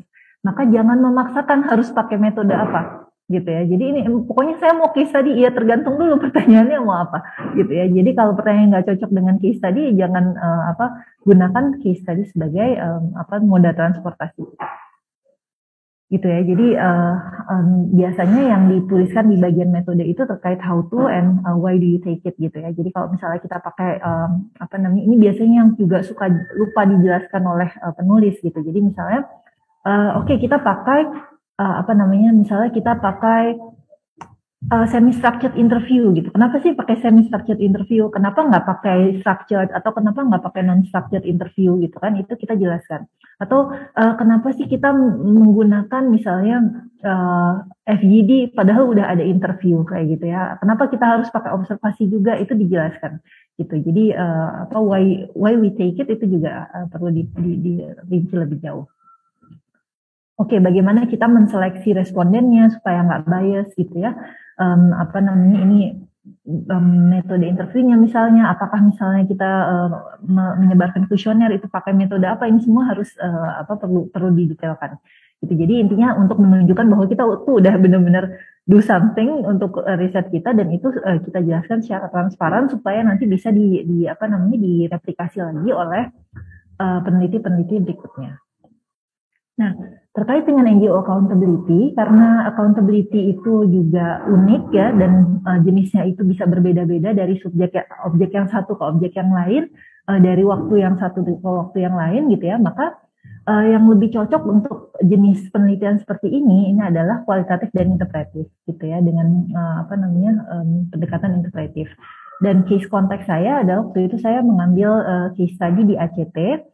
Ini ada beberapa alasannya selain juga akses gitu ya. Jadi kalau menuliskan di paper gitu, jangan langsung aksesnya dulu karena saya punya akses ke sana, jangan gitu ya. Jadi ya berikanlah informasi dan lebih bagus lagi kalau misalnya ada referensi yang bisa kita ambil gitu. Nah, jadi menggunakan case study approach dengan 4 data collection methods, waktu itu ada 46 semi-structured interview, 5 focus group dengan beneficiary dan juga donor, ada observasi langsung, waktu itu saya sempat ke Jogja, ke Gunung Merapi juga, ke Bantul juga gitu ya, jadi ke beberapa tempat waktu itu ke Jogja lama, dan ada documentary analysis gitu untuk bisa melihat terutama terkait observasi ya, gimana pelaksanaan programnya secara langsung. Dan periodenya itu dari Agustus sampai November 2014, jadi udah 8 tahun ya, udah 8 tahun. Ini menunjukkan bahwa riset kualitatif insya Allah lebih long last ya daripada kuantitatif. Jadi datanya bisa lebih lama gitu ya. Dan sebelum turun lapangan ini harus diharuskan untuk dapat ethical approval dulu. Nah, saya nggak tahu kalau di UGM apakah sudah ada lembaga etik gitu atau belum, Mbak Dewi? Udah ada? Ada di tingkat universitas. Tingkat universitas ya. Nah, ya biasanya kalau memang itu lebih baik diajukan gitu ya, supaya kita bisa lebih menjaga atau menghindari risiko untuk diri kita maupun diri partisipan dari riset kita. Dan itu biasanya akan lebih enak kalau nanti kita mau kirim ke jurnal-jurnal yang cukup bereputasi gitu ya. Biasanya mereka suka minta gitu, apakah ini sudah lolos dari komite etik atau belum begitu. Nah, sedikit sekilas terkait dengan case study, karena metode dari paper CPA itu adalah case study gitu ya. Ini adalah yang biasa banyak dirujuk, ada salah satu penulisnya adalah Robertin begitu. Dan beliau menjelaskan bahwa ini adalah empirical inquiry. Ini kadang-kadang orang suka mengidentikan empiris itu adalah kuantitatif, padahal enggak gitu ya. Jadi sebenarnya harusnya dikotominya itu antara empiris atau konseptual gitu, bukan empiris dengan kualitatif. Itu nggak cocok gitu ya, karena yang sebenarnya empiris itu kan sesuatu yang kita penelitian yang memang berbasis data, yang kita melakukan data collection kayak gitu ya. Jadi baik itu primary atau secondary data, tapi ada data empirisnya gitu. Jadi kadang ini juga terminologi yang perlu kita luruskan gitu ya, karena banyak nggak sedikit pihak yang mengidentikan empiris itu hanya kuantitatif, tapi sebenarnya enggak gitu ya. Apapun yang berbasis dengan data itu bisa kita lakukan, kita sebutkan itu sebagai penelitian empiris. Nah, biasanya case study itu juga menginvestigasi fenomena-fenomena yang kontemporer yang cukup baru, yang belum terlalu banyak digali sebelumnya begitu ya. Jadi dan pertanyaan-pertanyaan yang biasa terkait dengan how and why. Nah, yang berikutnya yang juga biasa sering ditanyakan adalah gimana sih caranya kita milih case objeknya gitu. Nah, ini tergantung. Jadi kita bisa pakai single case, bisa pakai multiple case gitu ya. Nah, ini kita bisa juga misalnya pakai critical, misalnya testing a well formulated theory. Contoh misalnya kalau banyak literatur yang mengatakan bahwa NGO accountability itu biasanya dia sifatnya formal gitu. Nah, ternyata di penelitian kita menemukan NGO accountability itu sifatnya sosial atau informal kayak gitu. Nah, itu juga menarik untuk dijadikan case study. Atau mungkin ini satu case yang sangat unik gitu. Waktu itu pernah saya diminta untuk review paper terkait dengan NGO accountability dan peran volunteer yang turun langsung ke Wuhan pada saat terjadinya COVID yang di awal-awal itu. Nah, itu kan kasus yang nggak semua orang bisa dapat akses ke sana gitu ya. Jadi ini juga menarik untuk case yang baru, atau yang juga sulit untuk diakses oleh peneliti yang lainnya. Atau bisa juga case-nya itu misalnya untuk membuka ke case-case yang lain gitu ya. Jadi karena ada multiple case tadi, saya sempat dapat cerita ada beberapa teman, mungkin kayaknya ada peneliti dari UGM juga gitu ya, yang sedang melakukan multi-years research gitu ya terkait dengan multiple case study juga. Nah, ini misalnya kita memilih salah satunya aja dulu untuk dijadikan case, ini juga bisa gitu. Atau kalaupun kita pakai multiple case, ini singkatnya kita bisa ambil yang kira-kira kesimpulan tuh mirip-mirip gitu, atau bisa juga yang case yang benar-benar contrasting gitu. Antara case pertama dengan kedua itu sangat-sangat kontras gitu ya. Nah, itu berarti kita bisa juga bandingkan, compare and contrast ya. Nah, jadi ada beberapa strategi untuk pemilihan case design ini sendiri. Tapi yang paling penting di antara semuanya adalah kita milih case dan kita pastikan kita dapat aksesnya gitu. Dan itu jangan jangan terlalu kayak harus subsequent gitu ya. Jadi ini dulu baru itu enggak, tapi paralel gitu mengerjakannya. Jadi pada saat kita mengerjakan proposal atau sedang mengerjakan bagian-bagian awal proposal atau penelitian gitu ya, kita juga sudah mulai harus membuka komunikasi dengan calon case object kita supaya nanti bisa nggak saling menunggu lah, kurang lebihnya seperti itu. Dan kalau bisa diupayakan untuk bisa dapat akses ke pimpinannya langsung, itu lebih enak. Jangan lewat ngirimin proposal lewat satpam dulu, aduh itu lama banget gitu dan belum tentu nyampe. Atau lewat email perusahaan itu juga belum tentu sampai. Nah, sekarang bisa juga Bapak Ibu dan teman-teman semua coba lewat LinkedIn atau lewat Facebook gitu ya. Waktu tesis ini, disertasi ini, saya mengirimkan pesan lewat Facebook aja ke Pak Ahyudin waktu itu. Pak Ahyudin Presiden ACT saat itu. Dan alhamdulillah beliau respon gitu, dan cepat sekali responnya, dan begitu luar biasa sambutannya pada saat kami melakukan penelitian ke sana gitu ya. Jadi aksesnya itu sangat dibukakan. Nah, demikian juga di riset-riset selanjutnya, kemarin alhamdulillah saya juga sempat menuliskan bersama dengan Bu Desi Adariani, ya, beliau tuh salah satu penulis produktif, mungkin kapan-kapan bisa diundang juga oleh OGM. Kami menulis case study tapi untuk teaching. Jadi bukan case study untuk riset, ya, itu beda lagi, dan topiknya menarik banget sebenarnya, case study untuk teaching. Nah, itu waktu itu kami mengangkat di Waste for Change gitu ya, perusahaan pengelola sampah gitu kan.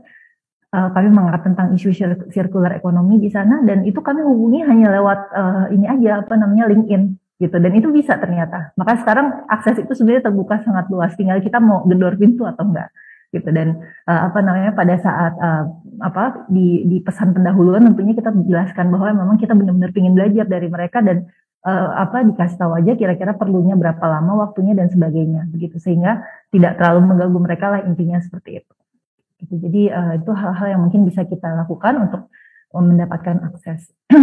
Yang berikutnya terkait dengan thematic analysis, ya, intinya sih sebenarnya kita baca semuanya transkripnya begitu kan, kita familiar dengan datanya, kita bikin ini kayak kalau tema kalimat seperti ini temanya kira-kira apa gitu, dan itu kalau bisa kita cocokkan juga dengan apa yang ada di literatur supaya nanti lebih enak pada saat kita mau menuliskan bab analisis itu udah match gitu antara apa yang ada di evidence riset kita, ya, dengan apa yang ada di literatur, tuh kita ngebahasanya, ngemasnya, nulisnya tuh nanti enak gitu. Tapi kalau misalnya kita terlalu abstrak gitu ya dalam melakukan thematic analysis, itu biasanya lebih PR gitu dalam kita menulis nanti bab analisis. Dan ini sebenarnya bisa nanti dibantu oleh software-software ya Bapak Ibu dan teman-teman semua. Jadi lewat NVivo bisa, atau MaxQDA juga bisa gitu ya. Jadi itu lumayan membantu juga.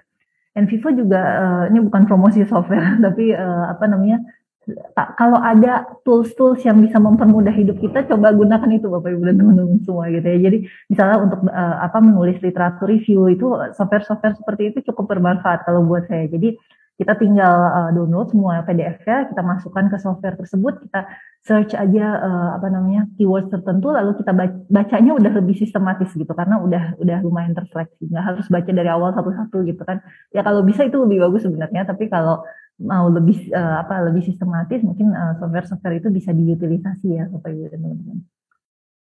Oke, nah ini terkait dengan paper di CPA ini. Jadi intinya kami cerita tentang attributes of beneficiary accountability. Ini bagaimana relevansinya dengan thematic analysis gitu ya. Contoh misalnya pada saat kita bilang bahwa beneficiary accountability ini casually demanded gitu ya. Nah ini contohnya misalnya gini, we were happy because of their help gitu. Jadi sebenarnya nggak terlalu diminta gitu beneficiary accountability ini oleh informal leader di Jogja waktu itu, atau action based gitu ya. Nah ini apa aja nih yang saya bold ini adalah beberapa hal yang mungkin relevan gitu dengan tema ini. Oke, detail-detailnya nanti karena waktunya udah terbatas ya Bapak Ibu dan teman-teman semua, nanti bisa dilihat lagi ini slide-nya, boleh nanti dibagikan. Nah, bagaimana publishing with impact? Intinya sih sebenarnya kita cari dulu ya outlet publikasi, sama seperti conference tadi gitu. Kita cari, jangan main apa ada call for paper langsung kirim, enggak. Tapi lihat dulu siapa yang mengadakan acaranya, terus dia gitu apakah dia tuh benar-benar conference yang reliable atau predatory conference gitu ya, dan sebagainya. Dan kalau kita mau lihat dari citasinya, ini sebenarnya artikel yang jenisnya research article ataupun review ini biasanya lebih banyak citasinya ketimbang yang lainnya gitu ya. Jadi kalau suruh milih apakah conference paper atau review atau artikel, yang mendingan pilih yang citasinya lebih banyak gitu. Nah, untuk menseleksi potential jurnal, kalau terkait dengan kualitatif, case study dan lain-lain, jurnal yang cukup bisa dijadikan tujuan itu adalah ini diantaranya. Critical Perspective on Accounting, ada AAAJ atau Accounting Organization and Society. Maaf agak serak. Ya, jadi ini jurnal yang susah banget nih nembusnya. Mudah-mudahan kapan-kapan di antara kita ada yang bisa nembus ini gitu ya. Nah, kalau yang di sini ini jurnal-jurnal yang sangat positifis. Jadi jangan ngirim ke jurnal yang nggak cocok sama paper kita, gitu, karena itu salah rumah gitu. Dan saya waktu itu pernah ikut salah satu conference, workshop. Ada seorang dosen ya, kayaknya anaknya salah satu profesor di UGM, Pak nama beliau Adi Masli ya, nggak tahu anaknya profesor siapa, tapi beliau cerita sebenarnya setiap paper itu, dan dia dosen di University of Kansas US. Beliau cerita sebenarnya setiap paper itu punya rumah sendiri. Jadi kalau kita ditolak di satu rumah, cari rumah yang lain ya gitu ya. Jadi yang cocok dengan rumah kita. Jadi artinya kita jangan sampai salah alamat gitu. Paper kita kualitatif, bidiknya JAE gitu. Itu udah jauh banget. JAE kan banyak ekonometriknya gitu ya, dan sebagainya. Oke, nah ini dia ada beberapa cara ya, nanti bisa dibaca-baca lagi Bapak Ibu dan teman-teman semua. Jadi pokoknya intinya lihat aja kayak guidance for autorsnya gitu. Jadi jangan sampai kita keluar dari scope jurnal tersebut. Oke, nah ini kalau diklik link-link ini juga bisa kita tinggal masukkan ya judul kita apa, paper kita apa, nanti keluar rekomendasi jurnalnya. Walaupun kadang ada yang relevan, kadang ada yang enggak, tapi lumayan lah buat starting point kita. Nah ini juga beberapa hal yang mungkin bisa dilihat ya, atau bisa dikerjakan. Ini saya biasanya suka menugaskan mahasiswa untuk membuat ini, untuk menyusun mimpi mereka gitu ya, mau publish di mana. Gitu. Nah ini beberapa jurnal database juga yang sebenarnya kalau di Indonesia kita familiar dengan Scopus, tapi kalau kita tanya dosen di US, di UK itu biasanya mereka nggak terlalu pakai Scopus gitu ya. Pakainya misalnya kayak di Australia atau di UK dan US juga mereka pakai IBDC. Ini mungkin lebih objektif karena dinilai oleh Business Science gitu ya, atau misalnya dari Academic Journal Guide dan sebagainya. Atau kalau di kita ada Sinta, tapi Sinta juga biasanya suka mengacu ke Scopus ya, kalau yang untuk Sinta 1 itu di Q1. Di Scopus. Nah, top tipsnya nanti boleh dibaca lagi. Intinya kita cocokin, cari rumah yang tepat untuk paper kita, itu poinnya, gitu ya. Dan dibaca saja scope dari jurnal, karena saat ini saya juga diminta untuk bantu mengelola jurnal akuntansi dan keuangan Indonesia, gitu ya. Nah, itu kita ternyata memang harus pada saat mau menerima paper itu harus mencocokkan dengan scope kita. Karena nanti pada saat mau akreditasi atau mau go scope segala macam itu bakalan dilihatin gitu ya. Ada nggak paper yang beyond our scope gitu. Kalau ada itu menjadi pertanyaan oleh reviewernya gitu. Jadi memang kalau dari sisi pengelola jurnal aja seperti itu, apalagi dari sisi kita gitu, maka kita jangan asal aja ini jurnal bagus gitu segala macam, tapi nggak cocok dengan scope-nya, maka jangan buang-buang waktu kirim jurnal ke jurnal tersebut.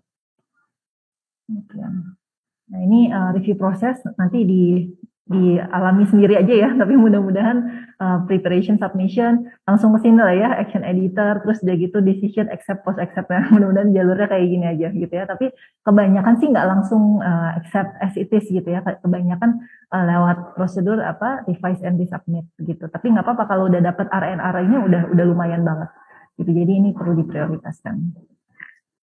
Intinya nggak linear, prosesnya kelihatannya kayak begini, tapi di dalamnya berliku sebenarnya, gitu ya. Jadi dan ini perlu ada iteratif proses gitu ya, antara literature review dengan data analysis dan sebagainya. Oke, dan substance form itu bukan substance over form, tapi substance and form both are equally important gitu ya, karena kalau kita nggak ngikutin format jurnal, ini kita juga langsung, ini adalah screening paling awal yang dilakukan oleh manajemen jurnal gitu ya. Kadang-kadang saya suka nerima tuh paper di Jaki ya, masih format conference mana gitu ya. Kalau kayak gitu mah buang aja, udah dia nggak ngikutin paper kita gitu ya. Itu cara seleksi paling cepat gitu ya. Makanya harus diikuti juga formatnya. Tapi ada beberapa jurnal yang baik gitu. Formatting belakangan aja, yang penting sekarang bisa substance. Nah, ini nanti detail-detail informasi tambahan-tambahan silahkan nanti Bapak Ibu lihat gitu ya, abstrak biasanya berapa kata dan sebagainya, boleh nanti dicek. Intinya research, kenapa dinamain research? Karena memang kita nggak bisa sekali jalan Bapak Ibu dan teman-teman semua gitu ya. If at first you don't succeed, search again, that is why we call it research gitu. Jadi selalu terus ya mencari. Gitu ya. Dan kalau dapat review ya udah tenang aja gitu ya, start all over again gitu. Karena itu kita jadikan itu masukan, karena orang lain bisa mereka spend time untuk baca paper kita, ngasih masukan berlembar-lembar, itu kan berarti sesuatu hal yang bukan kita harus bikin kita mutung gitu ya, tapi harusnya bikin kita bersyukur gitu bahwa ada orang baik banget gitu ya mengkritik kita sampai segitu detailnya gitu. Nah, jadi untuk masukan kita. Oke, nah ini juga ada beberapa data-data. Ini sedikit promosi bersama suami saya juga melakukan Britannia Providing Service. Silakan nanti kalau mau mengeksplor lebih lanjut gitu ya. Tapi intinya kita ingin sharing juga bahwa ternyata kalau misalnya di awal itu paper kita di reject, masih ada loh kesempatan untuk dapat diterima di paper yang lainnya, gitu ya. Yang bahkan mungkin impact factor-nya lebih tinggi, gitu. Dan sebenarnya pada saat kita itu mungkin dikomentari pedas gitu ya oleh reviewer, itu saatnya sebenarnya kita udah masuk dalam 50%. 50% paper yang kemungkinan akan bisa publish. Karena kalau saya berefleksi pada pada paper saya terutama yang triple AJ, itu masukannya itu sangat kritis gitu dan sangat capek gitu membacanya ya, karena banyak banget gitu. Tapi dengan seperti itu harus persistence gitu ya, harus sabar supaya bisa kita akhirnya didapatkan publikasi. Nah, untuk future research mungkin saya nggak baca terlalu detail ya. Nanti Bapak Ibu dan teman-teman semua bisa melihat di sini. Jadi ada 3 paper yang saya jadikan rujukan untuk ini. Ada paper ini call for paper sebenarnya. Call for paper di BAR itu British Accounting Review ya, terkait dengan accountability. Ini Prof. Ator menjadi salah satu guest editornya terkait dengan bagaimana accountability itu di era digitalisasi ini topik-topiknya.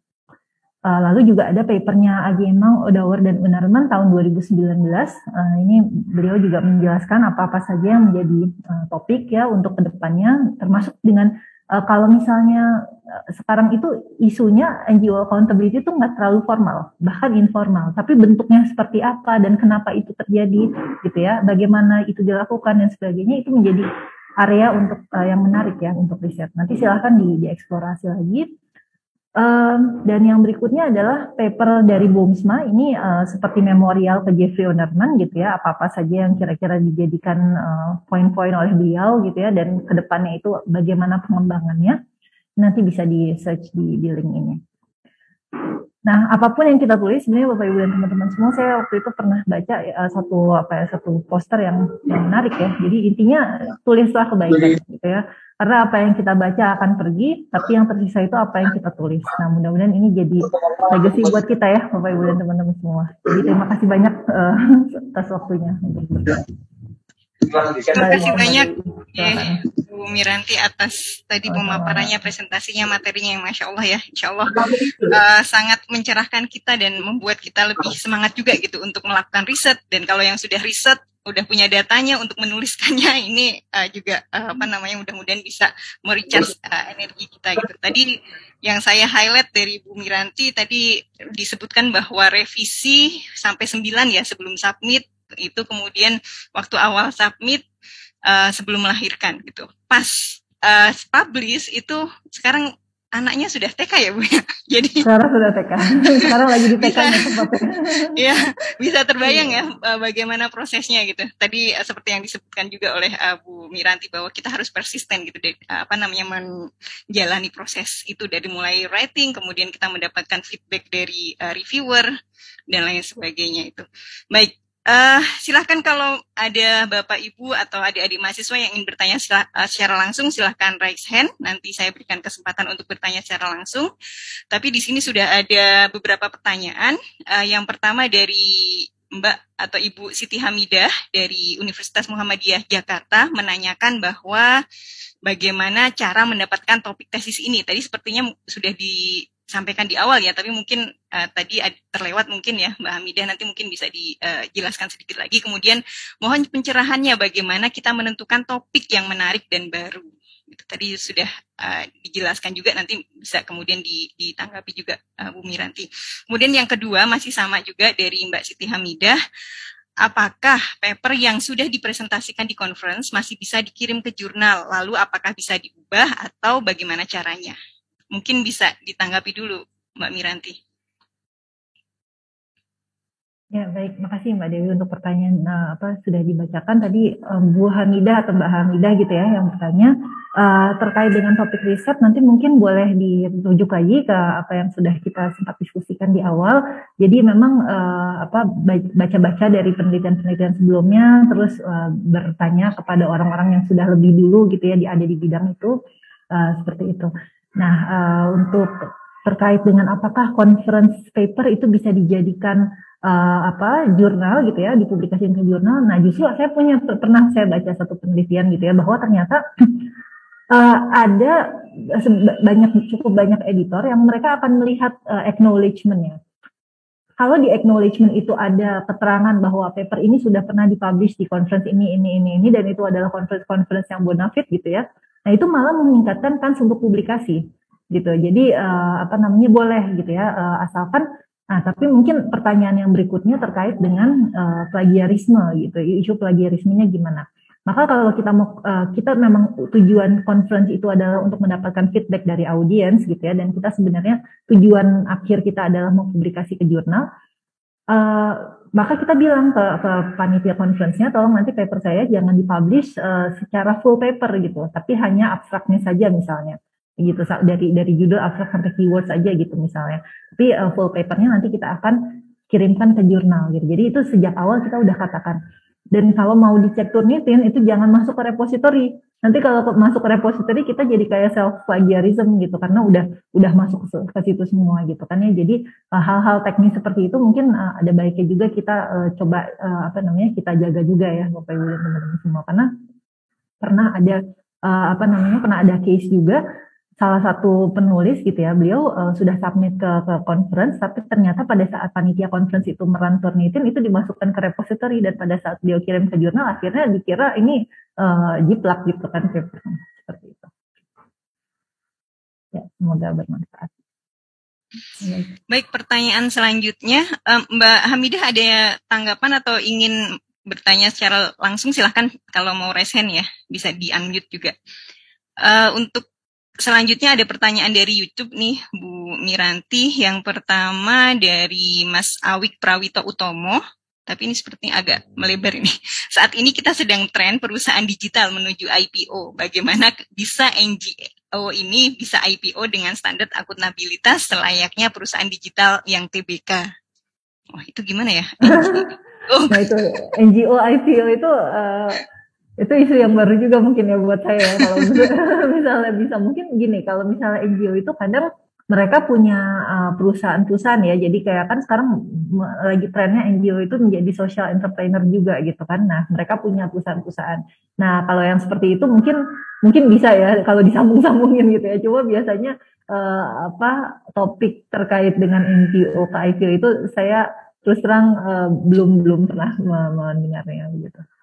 Jadi tetap kebanyakan yang IPO itu yang dia profit oriented ya, tapi kemudian ketika dia menjadi social enterprise ya mungkin itu part of NGO, dia mempunyai bisnis dan kemudian bisnisnya dia memang untuk profit oriented, tapi kemudian profitnya digunakan untuk kemaslahatan sosial. Itu mungkin bisa ya. Iya, mungkin irisannya seperti itu ya Mbak Dewi.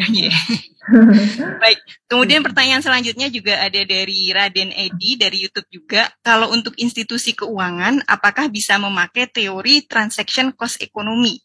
Mungkin ini dalam konteks akuntabilitas juga ya, transaction cost economy. Ya, salah satu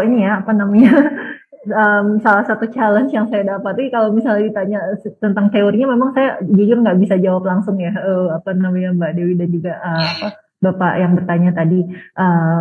Saya mohon maaf untuk itu, tapi mungkin kalau salah satu cara yang bisa kita lihat itu adalah kita bisa pelajari teorinya gitu ya. Kita pelajari teorinya dan kita pelajari dari core teorinya itu sendiri. Jadi konseptual kan biasanya kalau konseptual paper yang membahas tentang teori itu dia ya konseptual gitu ya.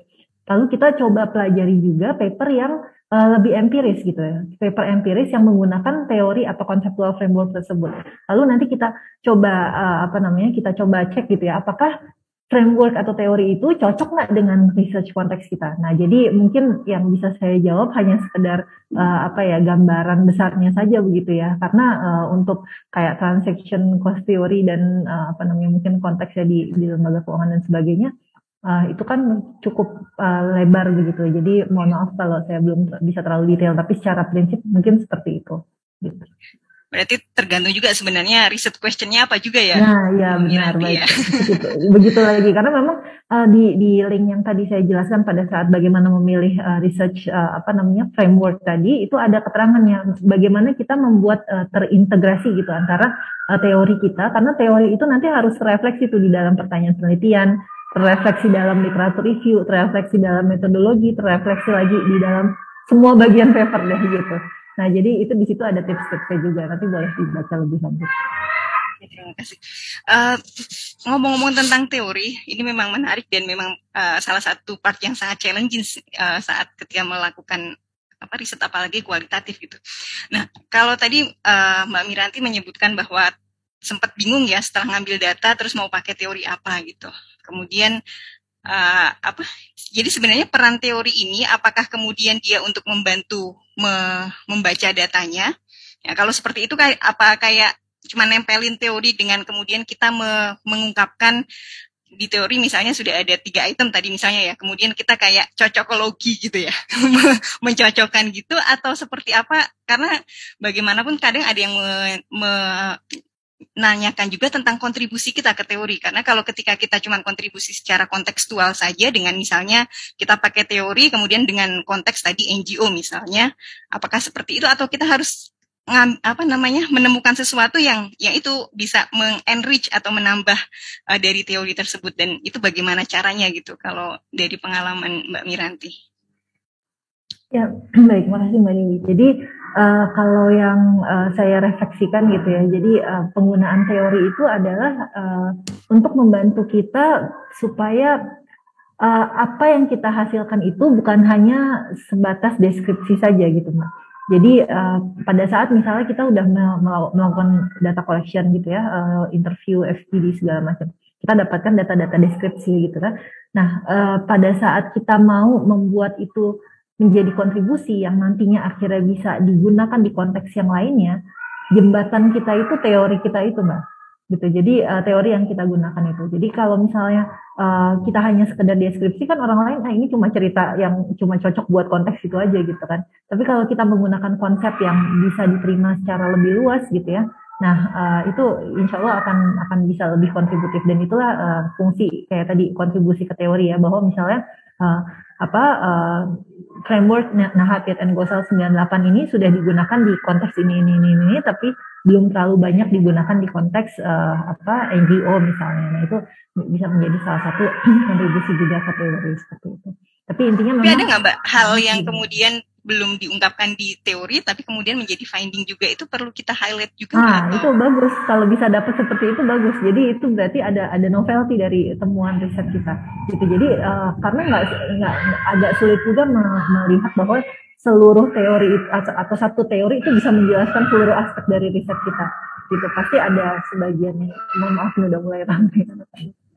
Ya, jadi memang kalau ada keunikan yang khusus dari riset kita, justru itu dimunculkan Mbak gitu, bahwa yang bisa di cover tuh bagian ini aja, yang bagian lainnya ini adalah keunikan gitu ya dari riset kita. Nah, itu bagus Mbak kalau bisa dapat seperti itu.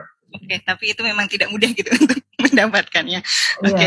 Baik, ini kita masih punya waktu 3 menit lagi. Mungkin ada Bapak, Ibu, atau adik-adik yang ingin raise hand, ingin bertanya secara langsung, kesempatan terakhir.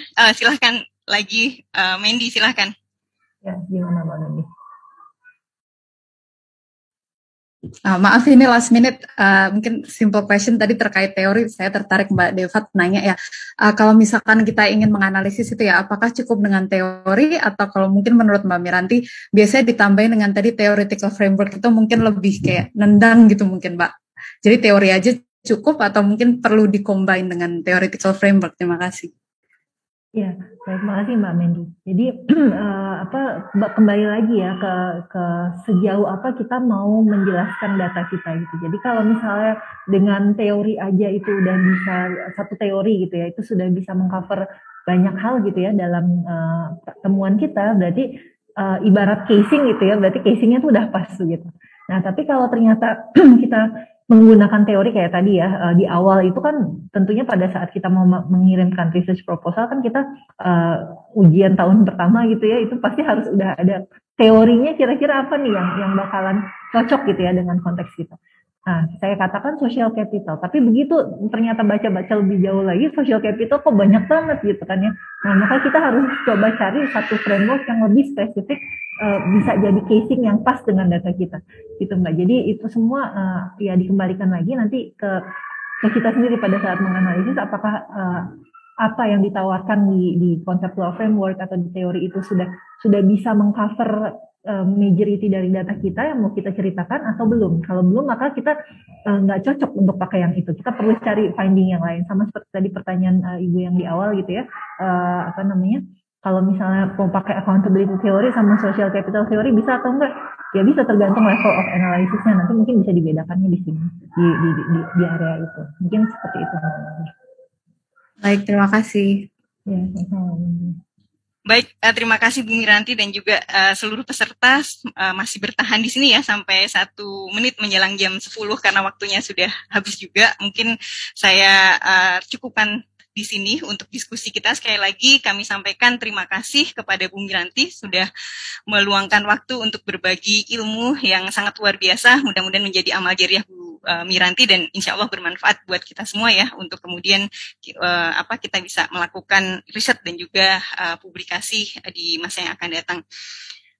Baik, demikian dari saya mohon maaf jika ada yang kurang berkenan dari saya kembalikan kepada MC, saya Ahri. Assalamualaikum warahmatullahi wabarakatuh.